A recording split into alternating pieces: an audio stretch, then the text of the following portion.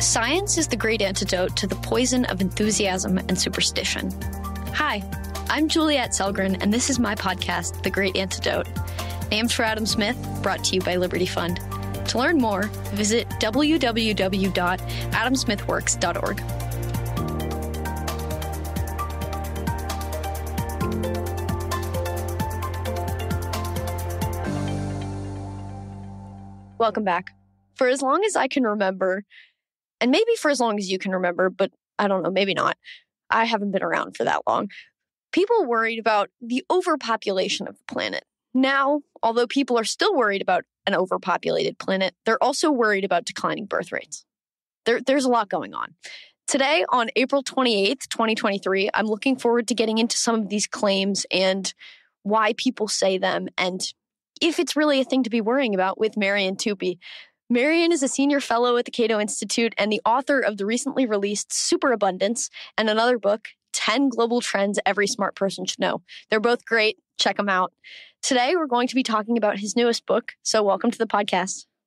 Thank you very much. Happy to be with you. Before we get started, what is the most important thing that people my age or in my generation should know that we don't? You should know that you are not a cancer on the planet. You should know that you are both a consumer and a destroyer, but you're also a creator and an innovator. There is so much in the news about how having more people on the planet, having more young people being born is horrible because you are going to consume all sorts of resources and you are going to do a lot of damage to the planet. But in reality, whilst that is true, you're also going to be very beneficial to the planet and to your species as well as to the animals. So a human being is a destroyer, but he's also a creator. And so don't buy into the negativity and pessimism and that sort of thing that you read in the newspapers or see on TV. Don't feel guilty about having a good life on the planet. Enjoy it. And the best thing that you can do is not to be pessimistic or guilty about having a good life, but try to contribute something to the stock of human knowledge so that when you are dead, people can say that you have contributed more than you have subtracted from the planet. That's a great point. I've been thinking a lot about this recently because a lot of people I've been talking to have been, well, first saying that we're destroying the planet, but also that we're not functioning as humans the way we're supposed to, and we're not behaving in our nature. But that's a little weird to me because obviously part of what makes our nature so great compared to a lot of other animals, not necessarily better, but different, what makes humans stand out and so prosperous is that we have our brains. And so anything that comes from our brains, I would think any sort of creation, even if it's creative destruction, seems to be within our nature. So it just seems a little bit weird to me. And I've never really understood that almost.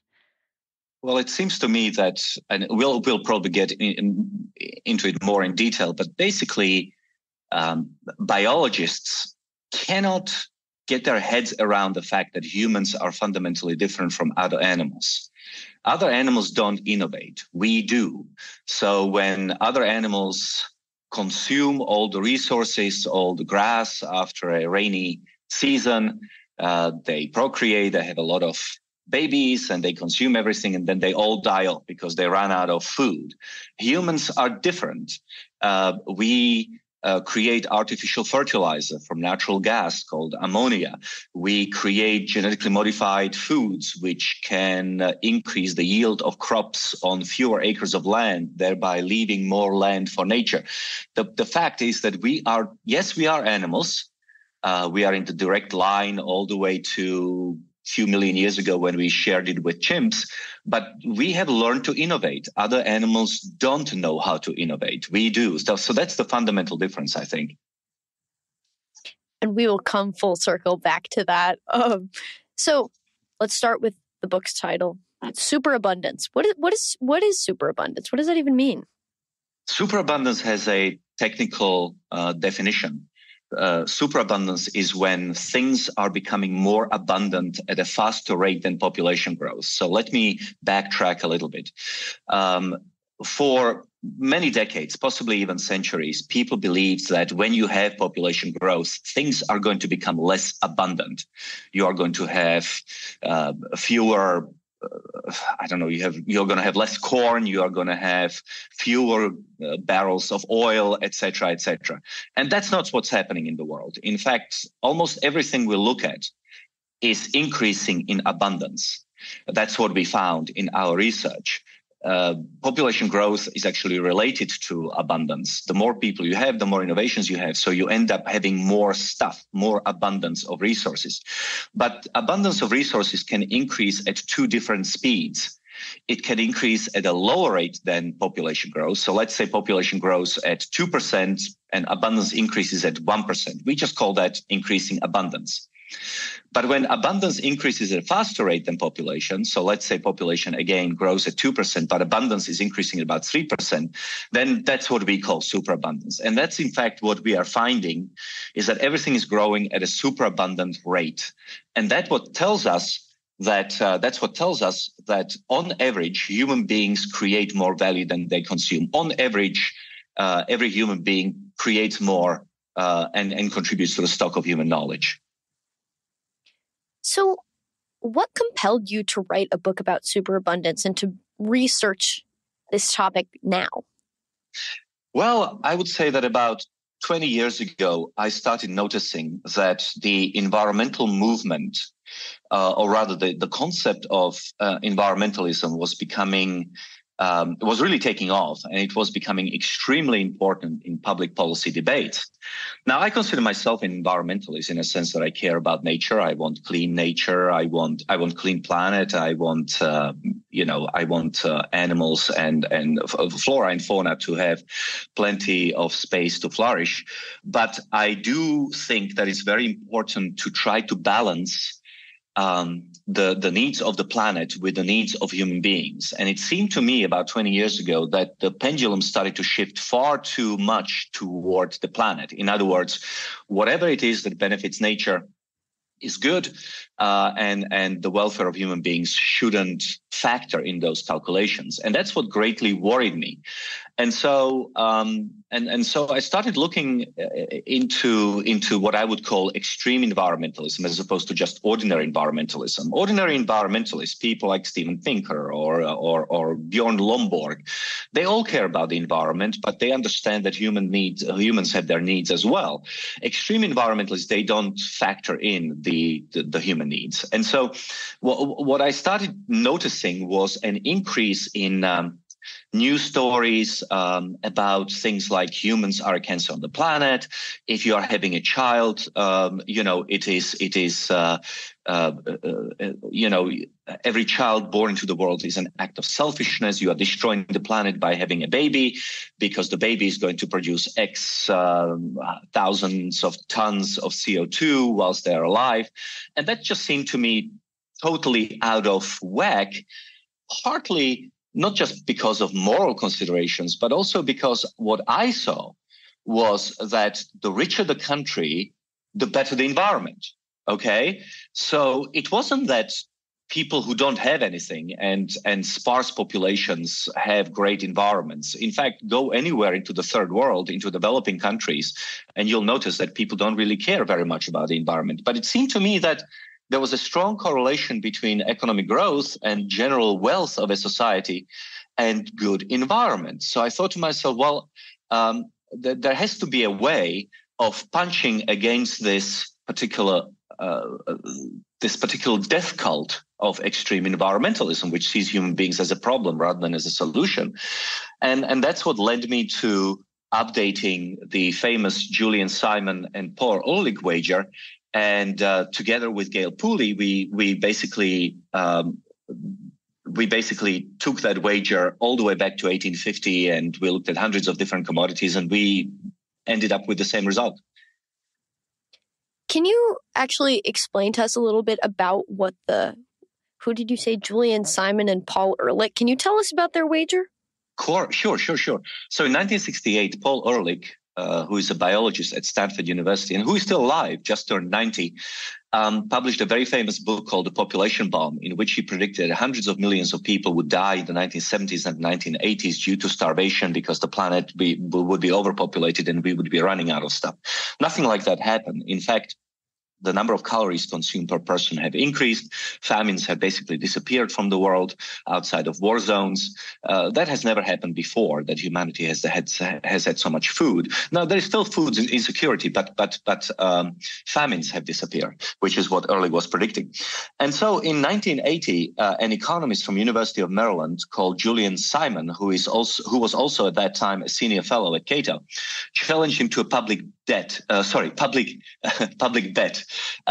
Ehrlich chose 5 commodities. I think it was tin, copper, tungsten, chromium, and something else, zinc. And basically the bet would last for 10 years. And basically they both agreed that population of the world between 1980 and 1990 would increase. But Simon was saying that as population increases, those 5 commodities would decline in price, whereas Ehrlich was saying that the 5 commodities would increase in price, right? Because you have more people, therefore you have more demand, therefore the price should reflect that. And so when the bet came to an end in 1990, September 29th, to be exact, actually those 5 commodities have dropped by something like 38%. In real price. And so Ehrlich lost this bet, and Simon won. So that's what the bet was about. Now that should have been the end of the discussion. In other words, a lot of people were expecting that since Ehrlich lost that bet and Simon won, that all the doomsters would stop promoting their doomster's message. But in fact, that hasn't happened, and So there was a lot of negativity that has continued. And so what I wanted to do with Gail is to basically look at the bet going back as far as we could take it, which was to 1850. And instead of looking at, so instead of a decade, we have 168 years of data. And instead of 5 commodities, we looked at hundreds of different commodities, minerals, metals, fuels, food items. And indeed, what we found that all of them became cheaper. So you looked a lot at resources and not just the earth. Like I'm thinking about how, okay, so resources, a lot of the reason why a lot of people care about overpopulation is because of resources. And so we're going to get into that in a little bit. But there are also a lot of people who care about the environment and overpopulation because they don't think there's enough space for humans. Is that the case? Yes. So the strong version of this argument is that we are simply going to run out of material stuff. We are going to run out of copper and zinc and oil and chickens and whatever. The soft version of it is that no, we are not going to run out of all of these resources, but human activity is going to have such profound impact on the biosphere that all of these life enhancing and life promoting systems are going to collapse. We are going to poison water. We are going to poison air. We are going to build on every square inch of the planet until the moment comes when basically these biospheres are going to die and we are going to die with them. Now, so that's the sort of the weaker or the more updated version of the problem. And there is plenty of arguments to suggest that that's not going to happen either. One of the things that's happening around the world is that you have urbanization. Already over half of humanity lives in cities. By 2080 or by 2100, something like 85% of all humans will be living in the cities. So you're going to release basically millions of acres of land back to nature because you no longer need it, right? And so that's part of the reason why we are not going to sort of destroy the biosphere. Secondly, the richer the countries become, the more they care about the environment. You will notice that there is a push to create nature reserves, protect rivers and oceans all over the world. Already today, something like 15% of all land, which is twice the size of the United States, is protected from human exploitation. These are nature reserves around the world. And something like 7% of oceans, which is the area twice the size of South America, are already protected from human exploitation through international treaties. That number is going to rise to 30%. So the argument I'm making is that the wealthier the society is, the more money we have, the more resources we have to basically protect the environment, carve out huge chunks of the United States for nature reserves where humans, where animals can flourish. And finally, I think it's very important to understand that as we become more efficient in food production, growing food on fewer acres of land because of GMOs, for example, you can now grow much more food per acre of land than you could 200 years ago. Plus, we can genetically modify crops to such extent that you need less fertilizer and less pesticide, which is very important because of its outflow into the oceans. So all of these things combined tell me that the future of the biosphere and the future of flora and fauna is actually very bright. You mentioned when you were talking about the wager that was done before your book, that they measured everything in real prices. Your methodology is kind of different, and it's pretty interesting. Can you tell us about how you measured prices and why the difference is important? Sure. So the simplest price that every student at Virginia will know is nominal price. Every time you go to a shop and you buy a loaf of bread or whatever, a can of beer, that's the nominal price. That's the price on the day that you are buying it. But everybody knows that if you are comparing prices across time, if you want to know if something is becoming more expensive or less expensive, you have to account for inflation. That's where real prices come into it. Real price is basically just the nominal price minus the inflation rate. And they both serve a purpose, but they have one huge shortcoming, and that is that they don't look into what is happening in your wallet. So let's say that the nominal price of something has doubled from $2 to $4. But if your income has tripled from $5 to $15, then you are much better off. And so time prices basically take into account both the prices that you see in the store, but also the wages in your pocket. Let's say that an apple costs you $1, and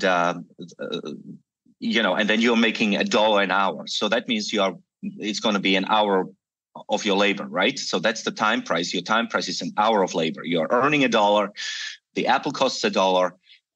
The apple costs an hour of labor, right? You're with me. Yep. Now let's say that in 10 years time, the apple still costs $1, but you are now earning $2 an hour. So now the apple will cost you only 30 minutes of labor. And therefore you can get 2 apples for an hour of work. So that's what time prices are. They divide the nominal price of a good or a service by the nominal wages in year 1, and then in year 10 or 20 you repeat the process. You divide the nominal price of a good or a service by the nominal hourly wage, and you get a result, and you are able to appreciate whether for the same length of labor or the same number of hours, you can get more or less of something. And that's very important because productivity mirrors or reflects itself not just in falling prices of goods, but also in increases in wages. So time price allows you very elegantly to put these two productivity gains into one price or one number. Did I explain that in a sort of a comprehensible way? Yeah. And then, I mean, you kind of mentioned this before, but to me, changes in wages for whatever reason they change. I think it's a really interesting thing to capture, but what just occurred to me is that innovation is part of what changes wages. And that's something that's so fundamentally human, but it seems as though innovation is like part of the missing part of the puzzle. If you just deal with prices, in other words, if you just deal with prices of wheat, then all you see is that the wheat has dropped in price. Yes, that's true. But what is happening in your pocket? Has the money increased because you become more productive? And once you put these together, you get the time price. It's an awesome way of measuring things, I think. So superabundance, again, it seems to imply that maybe we're already living in, or that we're going to continue living in, a future, a world with limitless resources and opportunities. I mean, I already consider my life, the world in America that I'm living in, to be that, but it's going to continue and spread. How do you envision that playing out in reality, and what factors are necessary to continue achieving this state? Well, there are a lot of different directions you could take it, but I think it is very important to start with the following.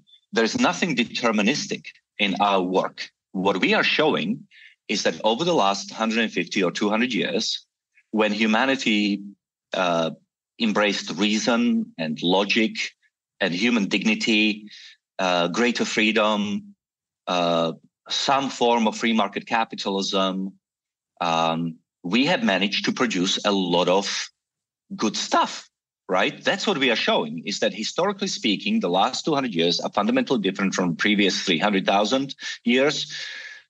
Because of all the things that I've mentioned, humanity has become much better off. But there is no reason to think, or rather there is no reason to be certain that this has to continue. We could embrace protectionism. We could, whereby nations cannot trade together. We could embrace an extreme form of precautionary principle that you cannot introduce a new innovation unless you can be absolutely certain that it will not do any harm, and consequently all innovation will ground to a halt. You could have nuclear conflict. You can have asteroids destroying the Earth. So there's nothing predetermined in what we are saying.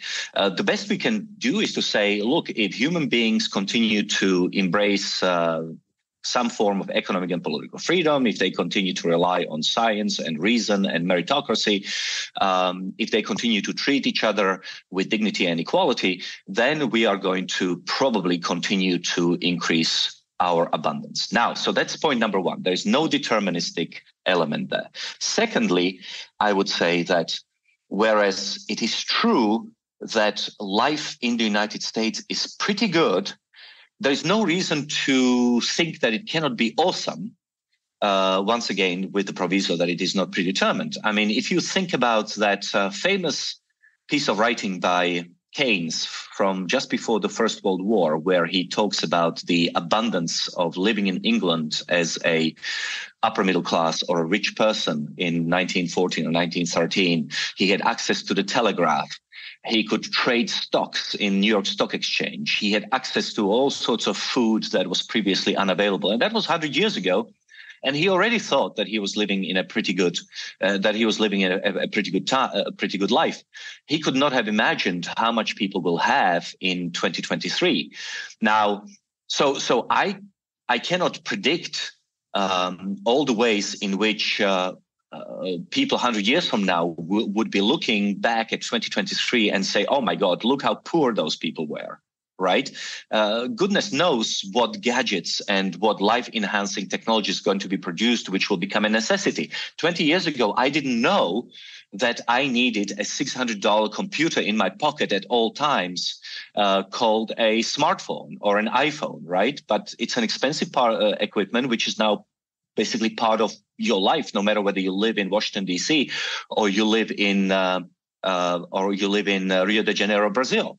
So goodness knows what sort of things will be considered to be just a normal standard of living that will require a lot of money to purchase. But I suspect that people 100 years from now will consider us very poor indeed. I can't And not to mention, imagine. and the last thing, which is very important, and that is that we must never forget all those extreme environmentalists out there who think that we have enough growth. Must never forget that there are billions of people in the world who have much less than people in the United States or indeed Western Europe. In fact, Western European incomes are probably half of what they are in the United States. We are really extremely rich society on average in the United States. But when you look at Africa and Latin America and parts of Asia, big parts of Asia, you see that there is still a lot of goodness that can be produced as a result of rapid economic growth and abundance there. So the point I'm trying to make is that yes, life for everyone is pretty much everyone is much better than what it was 50 or 100 years ago, but it is nowhere as good as it could be.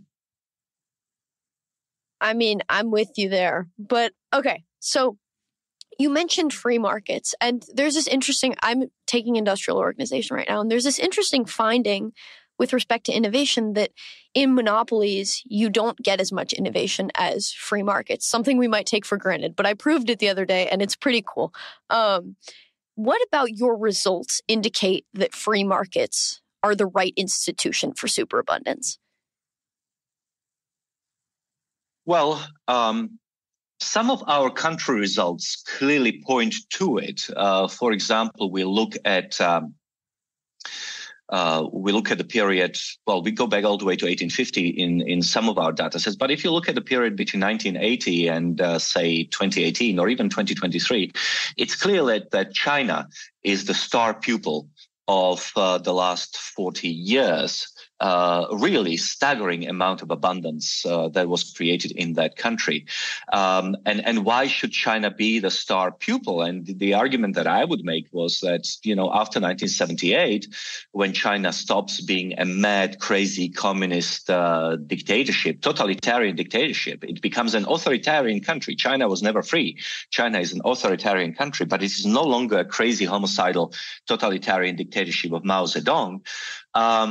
Once economic freedom took off in China, they were able to create a lot of wealth, a lot of abundance for their people.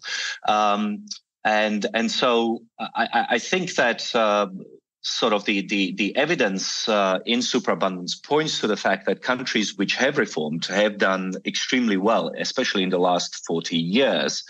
The other elements that we discussed, well, we have this model, right? The model is that you need people because people are the only entity capable of creating new ideas, and new ideas then lead to innovations, and innovations lead to productivity gains, and productivity gains lead to higher standards of living. So we know that population is important because, again, only human beings are able to create new ideas. But they also need freedom. Right? If China, for example, China was united like 221 BC. So it's been the most populous country until this year for about 2,200 years. And it was very poor until recently, right? So population in itself cannot be the only answer. It needs to be something else. And we think that superabundance is really population times freedom. That's when you get superabundance. If you just have a lot of people without freedom, they're going to be poor. But if you give them freedom to create new ideas and to benefit from those ideas, then I think that future can be very abundant indeed. So, I mean, this kind of begs the question, should we be worried about fertility rates? Because I hear people all around me worrying. On one hand, we have too many people. On the other hand, our countries will perish because the fertility rates are below 1 or around 1 or something like that. Is this a threat to the future of superabundance, and or should we actually be worried about this? So it's not the same people who worry about overpopulation on the one hand and underpopulation on the other hand. There are two different groups of people, right?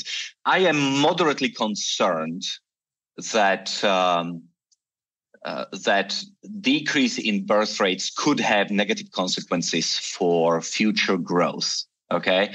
Now that is not a concern that many people will have. Many people just don't care about growth. They think they're just fine and we don't need more growth. I think that we need as much growth as we can get for a variety of reasons. And therefore I am concerned that in the future, with fewer people being born, we are going to have fewer ideas and consequently less growth. Now, how could you arrest that problem? You could arrest it or rather reverse it, by having more people live in freedom. So as I said, to us, superabundance is the outcome of population times freedom. So if you're going to have a shrinking population, you could still have a lot of growth if more countries embrace freedom. Right now, huge chunks of Africa and Latin America and Asia are unfree. A lot of young people who are born there who may contribute to human knowledge and economic growth are not really contributing because they are living under a system which doesn't permit human flourishing from taking place, human ingenuity from taking place. And so you could have a spurt of freedom which compensates for lack of new babies being born. Alternatively, we could have artificial intelligence or supercomputing, quantum computing, and things like that, which will compensate for fewer human beings being born. That's certainly possible, but that's not. We are not there yet. Let me tell you why we wrote the book. Partly, we are not. If there is one thing I cherish more than economic growth, it is freedom. So under no circumstances I want our book to be misinterpreted as saying that parents should be forced to having more children than they are. That should be left up to them. What concerns me is that huge chunks of young people around the world are saying that they don't want to have children because they believe that the world is going to end, that we are going to run out of resources, that bringing a child into the world is an act of selfishness, etc. Our book is intended for those young people, those young people your age and older, who are thinking about starting a family, but who have been so freaked out by the extreme environmentalists into believing that the world is going to end that they are refusing to have children. And we have opinion polls in the book which show that, in fact, this is the case. So our book is to say to all of these young people, if you want to have 2 kids, have 2 kids. If you want to have 3 or 4 kids, have 3 or 4 kids. It's totally up to you. Don't worry about the doom and gloom scenarios. That's if we can. So we are hoping to make a difference on the margin, but ultimately people will have as many children as they want to. This sort of doom and gloom narrative inevitably has psychological and cultural implications. I mean, you see the suicide rates and the depression and all of that. And obviously, there are more causes, but people obviously don't see or don't believe that we're in a time of superabundance. So what are we up against, and why don't people see that we're in a time of superabundance? It is certainly possible that, people who live amidst abundance would, for example, devote themselves so much to pleasure that they will no longer want to have children.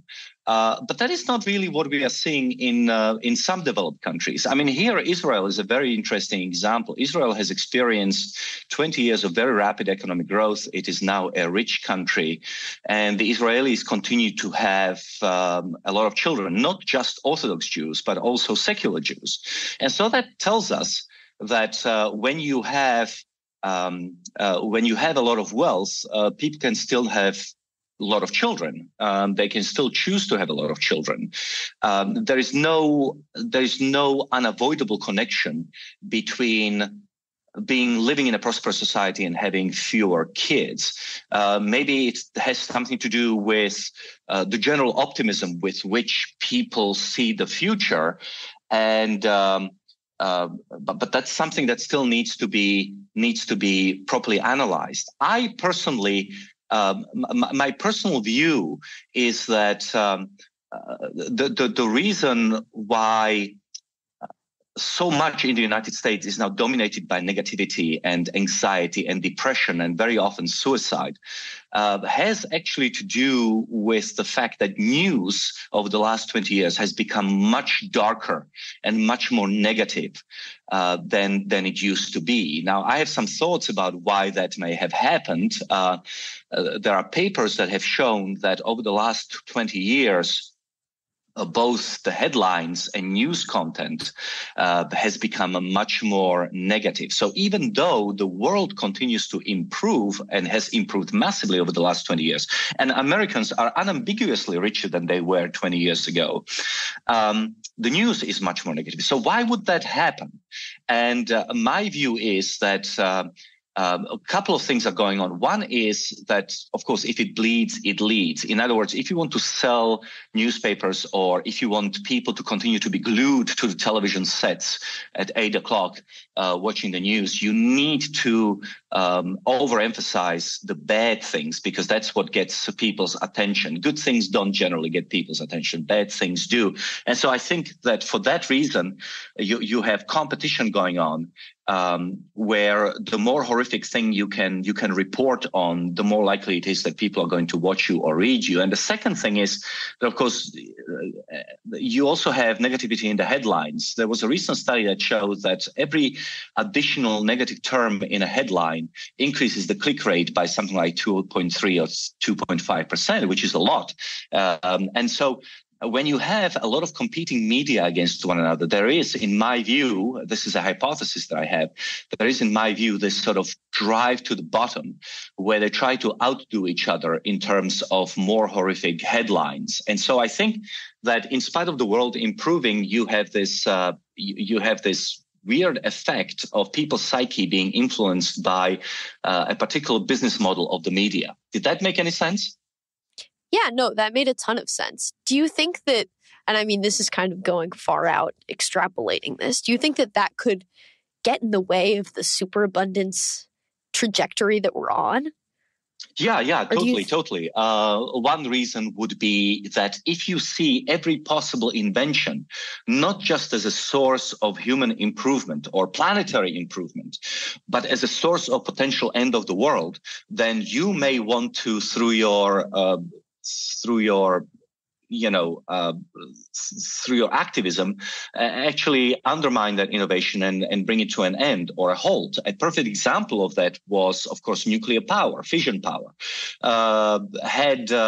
Had we continued exploring safer, better, cheaper ways of producing more fission reactors since the 1970s, today the United States could have been largely powered by nuclear fission, and consequently we could be producing much less CO2, or emitting much less CO2 into the atmosphere. But because of misguided extreme environmentalists beginning in the 1970s, we basically throttled, suffocated this tremendous source of energy.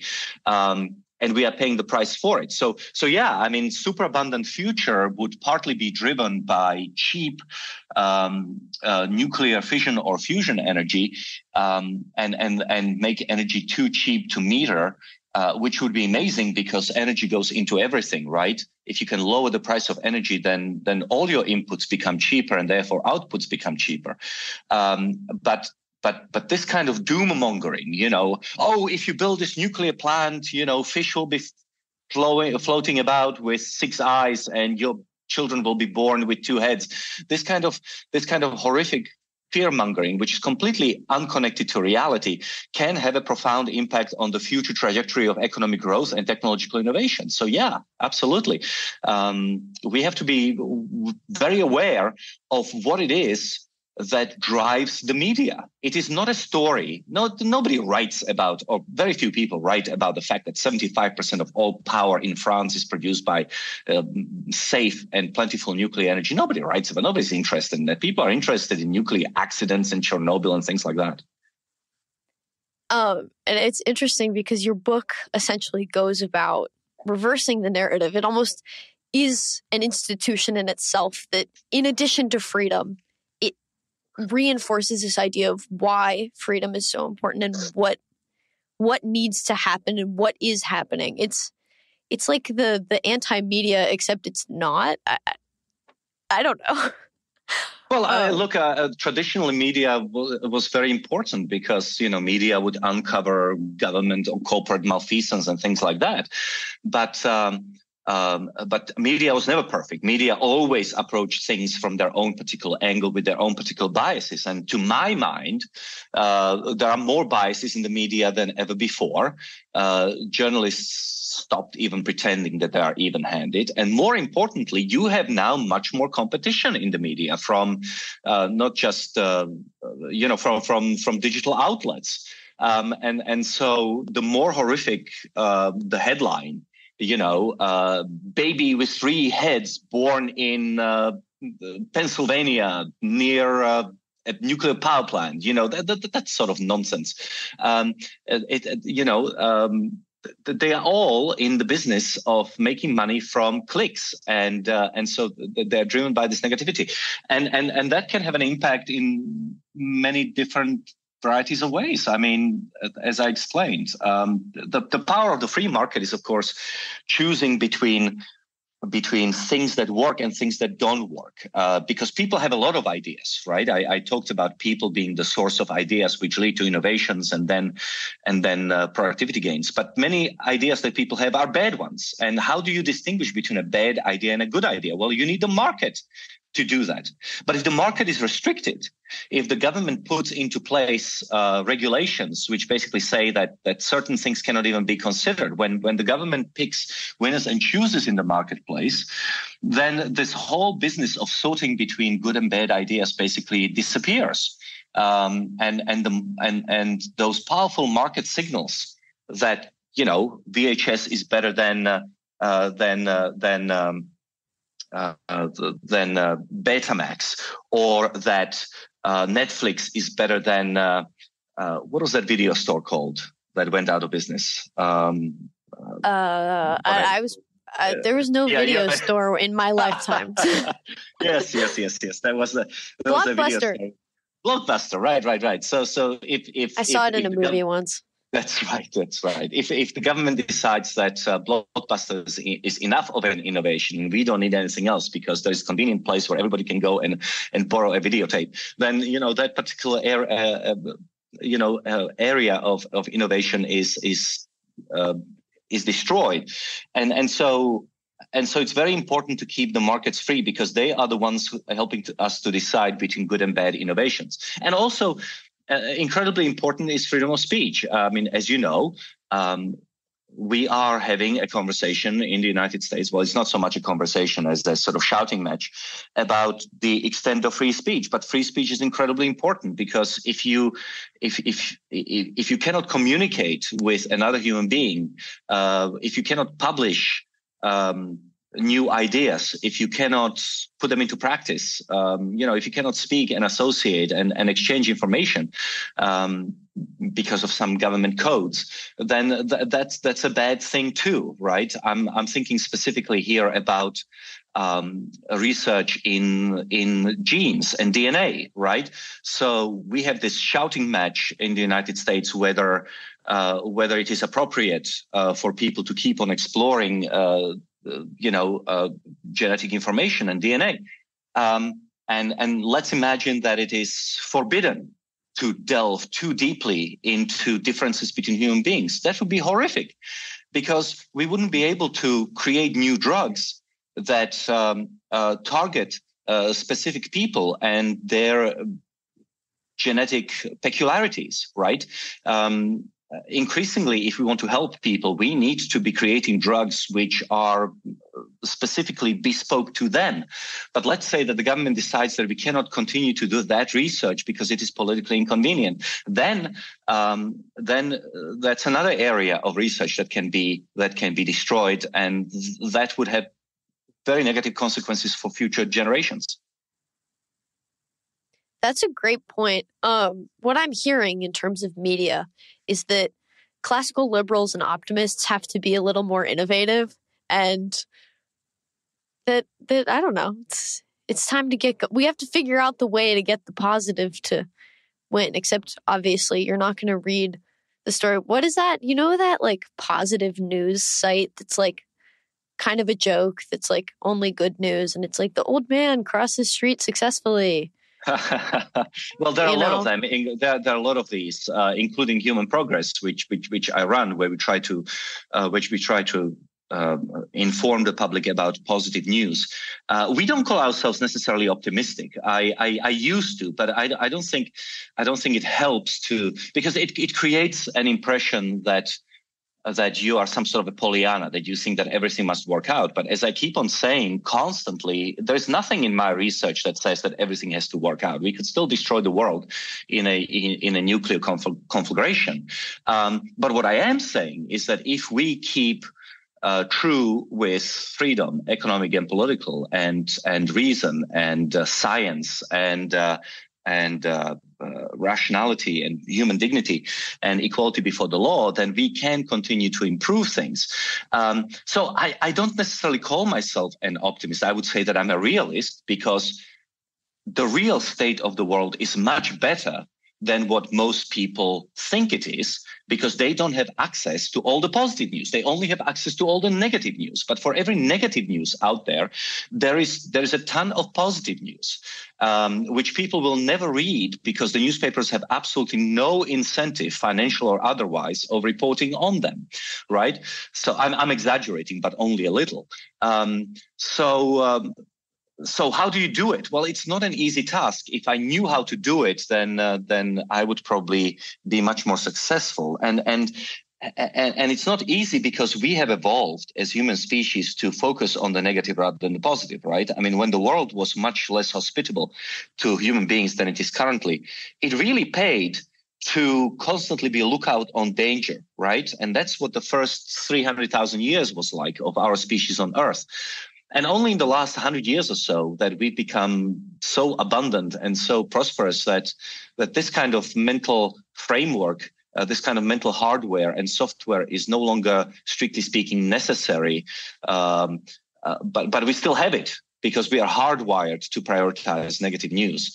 And so the best that we can do is to remind people that there is positive news out there, get them to sign up to all these newsletters, and hope that it will moderate their input or their intake of negative news.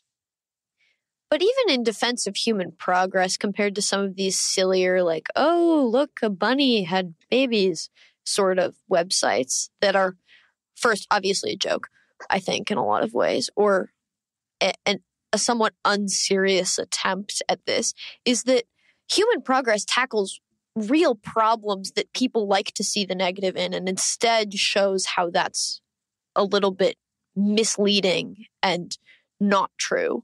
I think that's kind of one of the innovative ways of tackling this problem of negative media, is that instead of saying, oh, look at all these good things that happen, it's like, you think that this is a bad thing. Here's actually what's happening that's good about that, or with respect to that, or something like that, you know? Will you take that? Yes. No, I do take it. I mean, I do think, don't take me wrong, I'm not throwing I'm not throwing in the towel.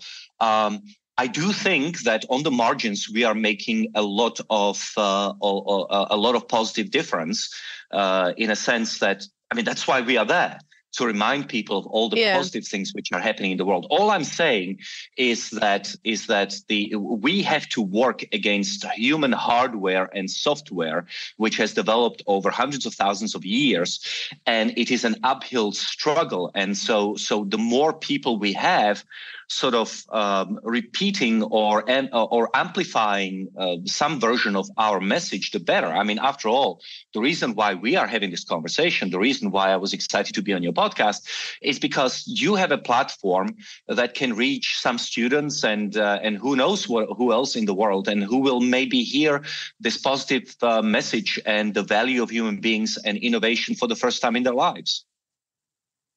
Yeah, that's a good point. And you're doing a great job at it. What is one thing that you believed at one time in your life that you later changed your position on, and why? Oh, gosh. I suppose, I don't know. I mean, that's pretty personal. But I like, for example, I used to believe in capital punishment. And then I realized that so many mistakes were made that in the legal system that I sort of started believing that it is much better to put people in prison for life. And so there's always a possibility that you can correct your mistake in the future. I used to be much more convinced, for example, about legalization of drugs, whereas now I think that what we should do is to run natural experiments. So, for example, I like the fact that we have a federalist system in the United States where different states can run their own experiments, and we can learn from one another and see what works and what doesn't. So those would be the kinds of things. I'm a huge fan of. I've become a much bigger fan of experimentation, such as state experimentation in the United States, than having a one solution for everyone. I guess I've become much more empirically driven than ideologically driven.